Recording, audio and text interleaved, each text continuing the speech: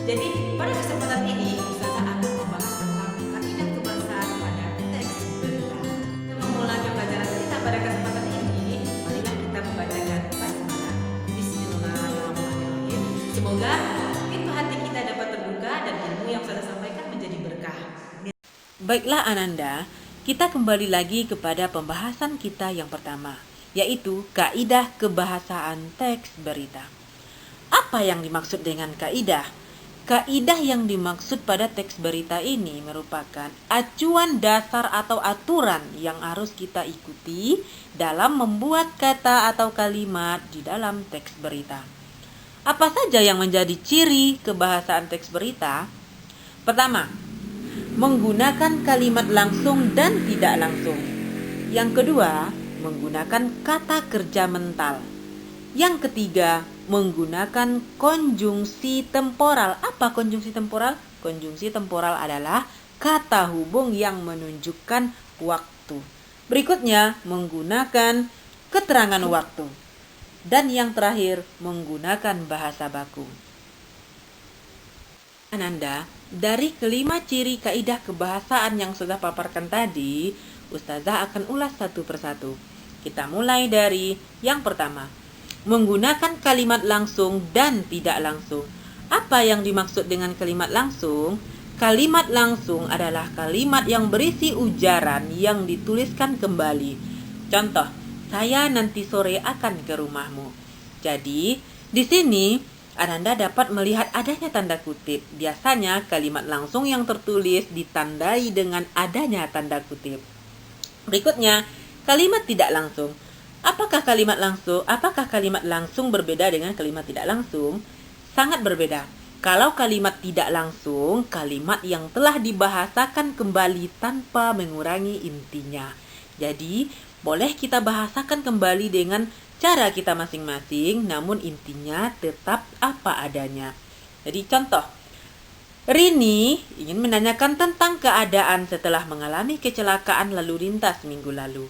Jadi seolah-olah dia menceritakan kembali, namun dalam keadaan atau kejadian yang benar-benar terjadi. Jadi penyampaiannya apa adanya walaupun berbeda bahasanya, namun intinya tetap sama. Itulah yang dimaksud dengan kalimat tidak langsung. Sedangkan kalimat langsung tadi ditandai dengan adanya tanda kutip. Yang kedua, menggunakan kata kerja mental.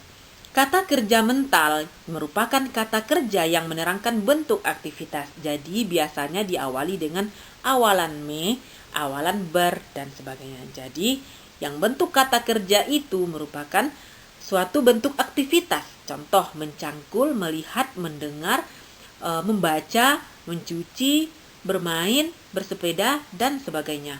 3. Menggunakan konjungsi temporal.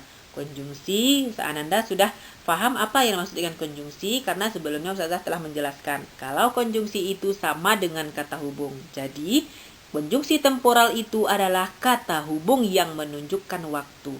Contoh, lalu kemudian, sedari, sebagainya, besok, maghrib, malam, dan sebagainya. Ciri yang keempat, menggunakan keterangan waktu. Beberapa keterangan waktu yang sering muncul dalam teks berita ada kemarin, biasanya, sering, sejak, sementara, dahulu, sekarang, selalu, atau dapat juga menunjukkan dalam bentuk pukul. Boleh pukul 1, pukul 2, pukul 3, malam, sore, dan sebagainya. Semua yang Ustazah berikan contoh itu termasuk contoh keterangan waktu di mana menggunakan keterangan waktu ini ciri yang keempat dalam kaidah kebahasaan teks berita. Yang terakhir, menggunakan bahasa baku. Apa yang dimaksud dengan bahasa baku?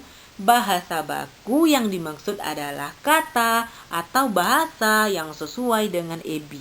Ejaan Bahasa Indonesia yang telah kita sering bahas pada sebelumnya karena EBI ini menjadi acuan dasar dalam menulis, baik dalam menulis karya ilmiah, menulis dalam bentuk teks berita, teks deskripsi, semuanya mempunyai kaidah kebahasaan atau bahasa yang menjadi ciri khas masing-masing teks.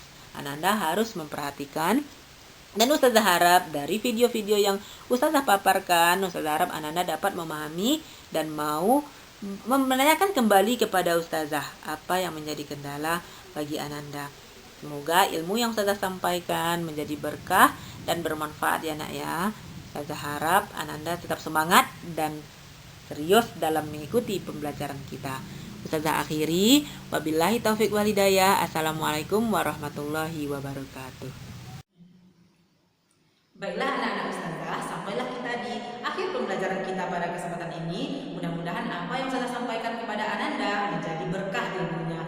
Ilmu yang saya sampaikan bermanfaat sampai akhir hayat kita. Jadi ustazah akhiri dengan membacakan hamdalah, alhamdulillah.